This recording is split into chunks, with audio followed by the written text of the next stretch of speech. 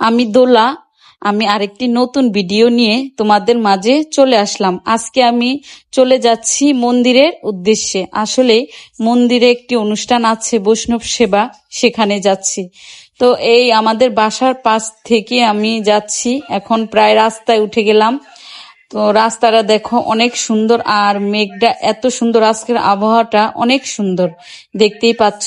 আর এই যে আমরা যে রাস্তা দিয়ে যাচ্ছি তার পাশে আমাদের সদর হসপিটাল দেখতেই পাবে, আর সামনে কতগুলো ভেড়া দেখতেই পাচ্ছ।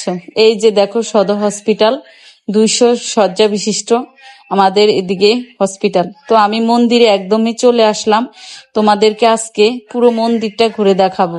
দেখো কত সুন্দরভাবে সাজিয়ে উঠেছে।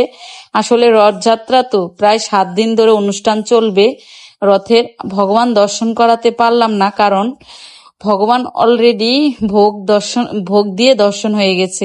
তার জন্য আবার বিকেল বেলা দর্শন দিবে, তার জন্য তোমাদেরকে দর্শন করাতে পারলাম না। মন্দিরে একটি দোকান আছে, এই জায়গায় অনেক কিছু পাওয়া যায়। ভগবানের প্রসাদ হতে অলরেডি সবকিছুই পাওয়া যায়। দেখো মন্দিরটা কি সুন্দর, অনেক সুন্দর মন্দিরটা। আর এদিকে অনুষ্ঠান হয় বিশেষ করে রাতে, তার জন্য এখন মানুষজন একদমই কম। তো এই জায়গায় অনুষ্ঠান হয়, দেখো কি সুন্দরভাবে স্টেজটা সাজাইছে। জগন্নাথ, বলদেব, সুভদ্রা, মহারানী, কি সুন্দর দেখাচ্ছে। এই হচ্ছে আমাদের ভোলার ইস্কন মন্দির। রথযাত্রা ভিডিও তো তোমাদেরকে দেখাইছি। তো এ হচ্ছে অনেক সুন্দর একটা স্টেজ, আর এখন প্রসাদ দিবে। প্রসাদ দেখো মন্দিরের পাশে অনেকে বসে আছে, মন্দিরের ভিতরে সবাই। আর এখন প্রসাদ দিবে, তার জন্য চলে যাব একদম যেখানে প্রসাদ বিতরণ করে সেখানে। তোমরাও দেখবে সব কিছুই। আসলে মন্দিরে আসলে একটি শান্তির অনুভূতি হয়, যা মানে বলে প্রকাশ করা যায় না।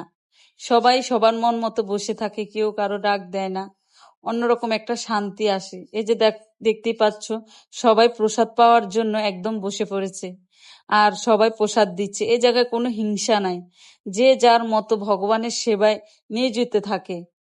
আসলে এরকম সবাই থাকলে অনেক ভালো লাগে। তো দেখতেই পাচ্ছ এই যে প্রভুরা কিছু প্রসাদ বানায় নিত্য সেবার জন্য, আবার কেউ বসে আছে প্রসাদের জন্য। এই যে দেখো মাতাজিরা সবাইকে প্রসাদ দিচ্ছে থালে থালে।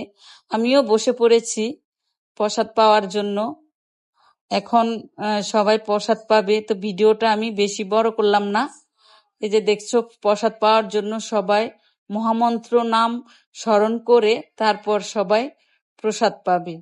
তোমরা আমার ভিডিওটা যদি ভালো লাগে অবশ্যই সাবস্ক্রাইব করে রেখে দেবে।